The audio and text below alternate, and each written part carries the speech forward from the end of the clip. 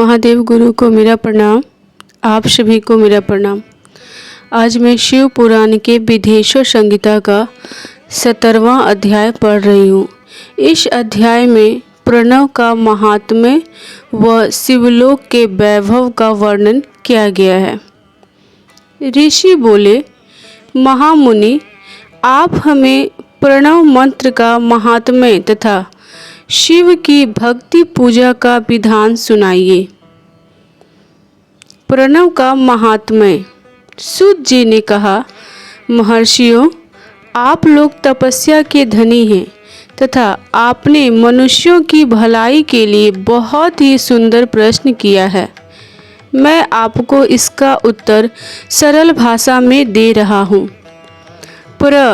प्रकृति से उत्पन्न संसार रूपी महासागर का नाम है। प्रणव इससे पार करने के लिए नौका स्वरूप है।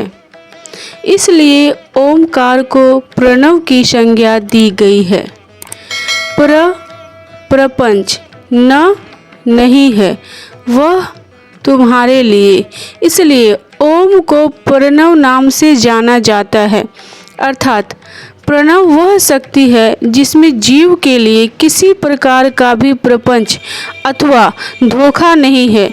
यह प्रणव मंत्र सभी भक्तों को मोक्ष देता है। मंत्र का जाप तथा इसकी पूजा करने वाले उपासकों को यह नूतन ज्ञान देता है। माया रहित महेश्वर को भी नव अर्थात नूतन कहते हैं। वे परमात्मा के शुद्ध स्वरूप हैं। प्रणव साधक हो नया अर्थात शिव स्वरूप देता है। इसलिए विद्वान इसे प्रणव नाम से जानते हैं, क्योंकि यह नव दिव्य परमात्मा ज्ञान प्रकट करता है, इसलिए यह प्रणव है। प्रणव के दो भेद हैं, स्थूल और सूक्ष्म। ओम सूक्ष्म प्रणव व नमः शिवाय, यह पंचाक्षर मंत्र स्थूल प्रणव है। जीवन मुक्त पुरुष के लिए सूक्ष्म प्रणव के जाप का विधान है, क्योंकि यह सभी साधनों का सार है। देह का विलय होने तक सूक्ष्म प्रणव मंत्र का जाप अर्थभूत परमात्म तत्व का अनुसंधान करता है। शरीर नष्ट होने पर ब्रह्म स्वरूप शिव को प्राप्त करता है। इस मंत्र का 36 करोड़ बार जाप करने से मनुष्य योगी हो जाता है। यह आकार, उकार, मकार, बिंदु और नाद सहित अर्थात अ, उ, म 3 दीर्घ अक्षरों और मात्राओं सहित प्रणव होता है, जो योगियों के हृदय में निवास करता है। यही सब पापों का नाश करने वाला है। शिव है, ओ शक्ति और मकार इनकी एकता है। पृथ्वी, जल, तेज, वायु और आकाश 5 भूत तथा शब्द, स्पर्श आदि 5 विषय कुल मिलाकर 10 वस्तुएं मनुष्यों की कामना के विषय हैं। इनकी आशा मन में लेकर जो कर्मों का अनुष्ठान करते हैं वे प्रवृत्ति मार्गी कहलाते हैं, तथा जो निष्काम भाव से शास्त्रों के अनुसार कर्मों का अनुष्ठान करते हैं वे निवृत्त मार्गी हैं। वेद के आरंभ में तथा दोनों समय की संध्या वंदना के समय सबसे पहले उकार का प्रयोग करना चाहिए। प्रणव के 9 करोड़ जाप से पुरुष शुद्ध हो जाता है। फिर 9 करोड़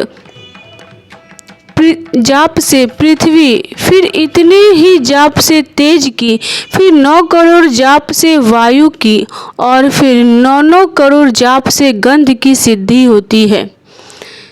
ब्राह्मण सहस्त्र ओमकार मंत्रों का रोजाना जाप करने से प्रबुद्ध व शुद्ध योगी हो जाता है। फिर जितेंद्रिय होकर 5 करोड़ का जाप करता है तथा शिवलोक को प्राप्त होता है। क्रिया, तप और जाप के योग से शिव योगी 3 प्रकार के होते हैं।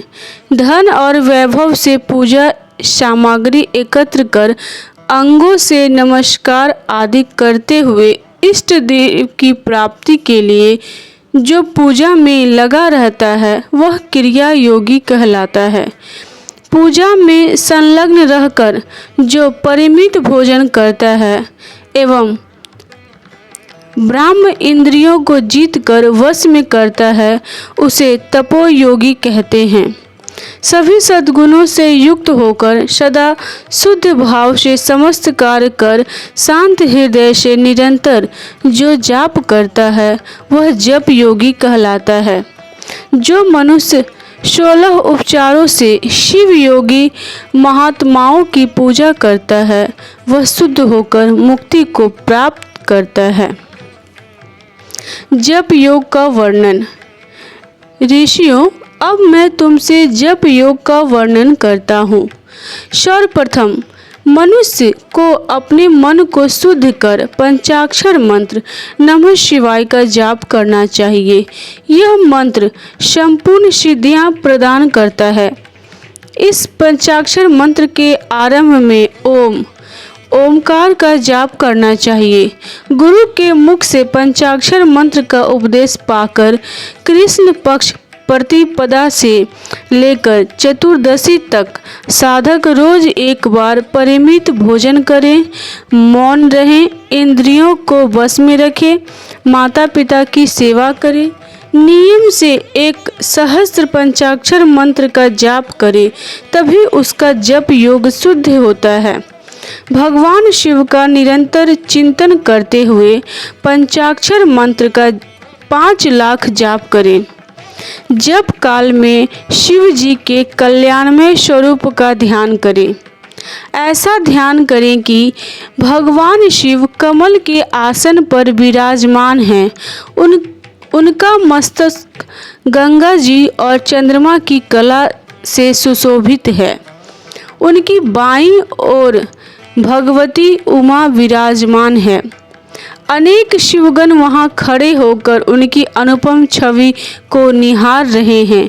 मन में सदा शिव का बारंबार स्मरण करते हुए सूर्य मंडल से पहले उनकी मानसिक पूजा करें। पूर्व की ओर मुख करके पंचाक्षर मंत्र का जाप करें। उन दिनों साधक शुद्ध कर्म करे तथा अशुद्ध कर्मों से बचा रहे। जाप की समाप्ति के दिन कृष्ण पक्ष की चतुर्दशी को शुद्ध होकर शुद्ध हृदय से 12 सहस्त्र जाप करें। तत्पश्चात ईशान, तत्पुरुष, अघोर, वामदेव तथा सधोजात के प्रतीक स्वरूप 5 शिव भक्त ब्राह्मण का वरण कर शिव का पूजन विधि पूर्वक कर होम प्रारंभ करें। विधि विधान से भूमि को शुद्ध कर वेदी पर अग्नि प्रज्वलित करें।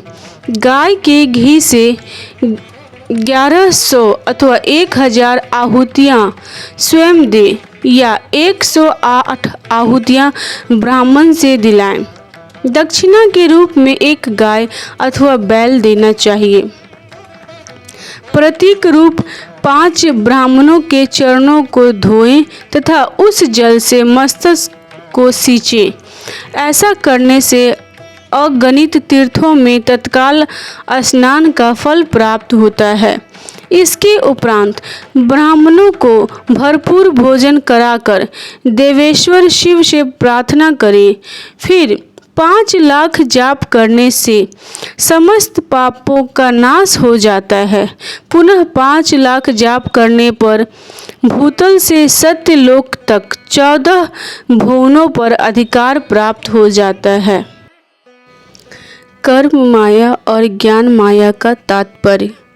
माँ का अर्थ है लक्ष्मी। उससे कर्म भोग प्राप्त होता है, इसलिए यह माया अथवा कर्म माया कहलाती है।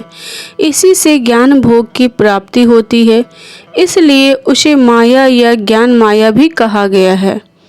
उपर्युक्त सीमा से नीचे नश्वर भोग हैं और ऊपर नित्य भोग। नश्वर भोग में जीव सकाम कर्मों का अनुसरण करता हुआ विभिन्न योनियों व लोकों के चक्कर काटता है। बिंदु पूजा में तत्पर रहने वाले उपासक नीचे के लोकों में घूमते हैं। निष्काम भाव से शिवलिंग की पूजा करने वाले ऊपर के लोक में जाते हैं। नीचे कर्म लोक है और यहाँ सांसारिक जीव रहते हैं। ऊपर ज्ञान लोक है जिसमें मुक्त पुरुष रहते हैं और आध्यात्मिक उपासना करते हैं। शिवलोक के वैभव का वर्णन। जो मनुष्य सत्य अहिंसा से भगवान शिव की पूजा में तत्पर रहते हैं, काल चक्र को पार कर जाते हैं। काल चक्रेश्वर की सीमा तक महेश्वर लोक है। उससे ऊपर वृषभ के आकार में धर्म की स्थिति है। उसके सत्य, शौच, अहिंसा और दया 4 पाद हैं। वह साक्षात शिवलोक के द्वार पर खड़ा है। क्षमा उसके सिंह हैं, सम कान है। वह वेद ध्वनि रूपी शब्द से विभूषित है। भक्ति उसके नेत्र व विश्वास और बुद्धि मन है। क्रिया आदि धर्म रूपी वृषभ है जिस पर शिव आरूढ़ होते हैं। ब्रह्मा, विष्णु और महेश की आयु को दीन कहते हैं। कारण स्वरूपा ब्रह्मा के सत्यलोक पर्यंत 14 लोक स्थित हैं जो 5 भौतिक गंध से परे हैं। उनसे ऊपर कारण रूप विष्णु के 14 लोक हैं तथा इससे ऊपर कारण रूपी रुद्र के 28 लोकों की स्थिति है। फिर कारणेश शिव के 56 लोक विद्यमान हैं। सबसे ऊपर 5 आवरणों से युक्त ज्ञानमय कैलाश है जहाँ 5 मंडलों, 5 ब्रह्मकालों और आदि शक्ति से संयुक्त आदि लिंग है जिसे शिवालय कहा जाता है। वही पराशक्ति से युक्त परमेश्वर शिव निवास करते हैं। वे सृष्टि, पालन, संहार, तिरोभाव और अनुग्रह आदि कार्यों में कुशल हैं। नित्य कर्मों द्वारा देवताओं का पूजन करने से शिव तत्व का साक्षात्कार होता है। जिन पर शिव की कृपा दृष्टि पड़ चुकी है वे सब मुक्त हो जाते हैं। अपनी आत्मा में आनंद का अनुभव करना ही मुक्ति का साधन है। जो पुरुष क्रिया, तप, जाप, ज्ञान और ध्यान रूपी धर्मों से शिव का साक्षात करके मोक्ष को प्राप्त कर लेता है उसके अज्ञान को भगवान शिव दूर कर देते हैं। शिव भक्ति का सत्कार। साधक 5 लाख जाप करने के पश्चात भगवान शिव की प्रसन्नता के लिए महाभिषेक एवं नैवेद्य से शिव भक्तों का पूजन करे। भक्त की पूजा से भगवान शिव बहुत प्रसन्न होते हैं। शिव भक्त का शरीर शिव रूप ही है। जो शिव के भक्त हैं और वेद की सारी क्रियाओं को जानते हैं वे जितना अधिक शिव मंत्र का जाप करते हैं उतना ही शिव का सामीप्य बढ़ता है।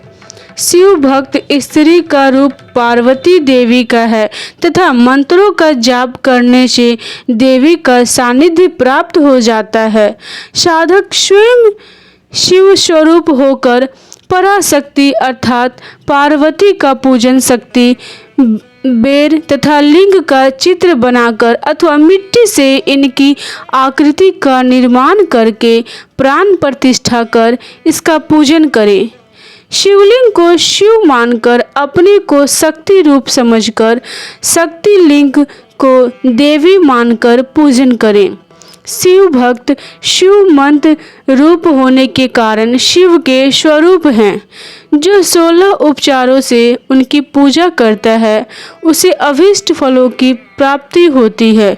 उपासना के उपरांत शिव भक्त की सेवा से विद्वानों पर शिवजी प्रसन्न होते हैं। 5, 10 या 100 सपत्नीक शिव भक्तों को बुलाकर आदर पूर्वक भोजन कराएं। शिव भावना रखते हुए निष्कपट पूजा करने से भूतल पर फिर जन्म नहीं होता। इस प्रकार यहाँ 17वां अध्याय समाप्त हो रहा है। आप सभी को मेरा प्रणाम।